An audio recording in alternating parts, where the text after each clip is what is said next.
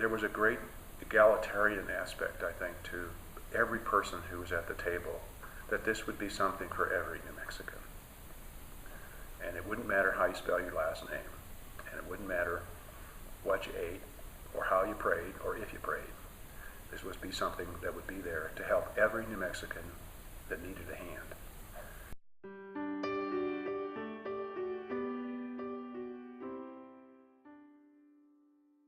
There was great controversy in New Mexico about what was going to happen to the proceeds.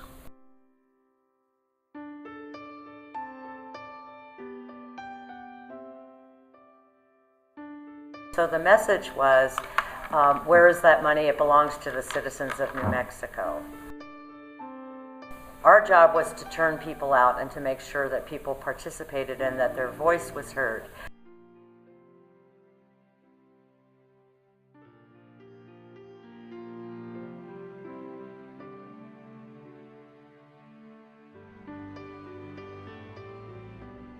The idea of a foundation, a community foundation, that didn't have a track record, being the steward, was a very difficult thing to sell.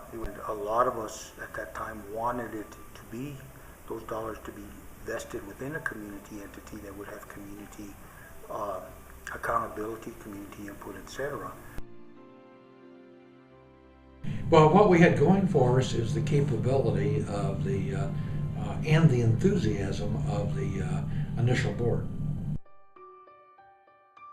The founders are an example of leadership, where they really stepped up when they saw a need in the community to establish Con Alma Health Foundation as the largest foundation in New Mexico solely dedicated to health.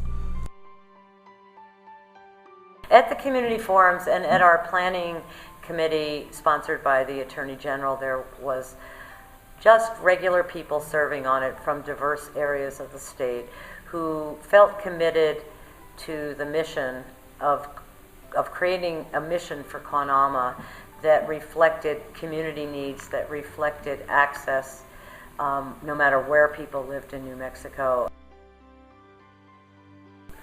I always liked your table here at Con Alma. I always found it very symbolic, that it was a big table that everybody could come to, and there was room for everybody, and we wanted everybody at the table. Well, being a good leader is being a good listener. If you're listening to the needs of the people, then you can lead into changing the future or improving the future.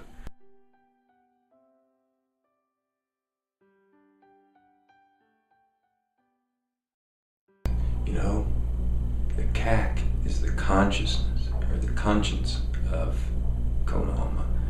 And I tend to agree. I've always thought, what a nice way of putting it, because the board has their fiduciary responsibilities. We have our community responsibilities. We are the people who have to carry what we're hearing from the community, what we know about our communities, all of this information and relationship to the table, so that the communities are a part of Con Alma, not just out there to be served, but being a real partner. And I see that as the strength of Con Alma. What makes us different is that we have truly embraced the concept and value of CAHF, and we've institutionalized it, in that community advisory committee members are incorporated into everything we do, into all of our committees, our grant making and site visit review structure, our planning, in all that we do.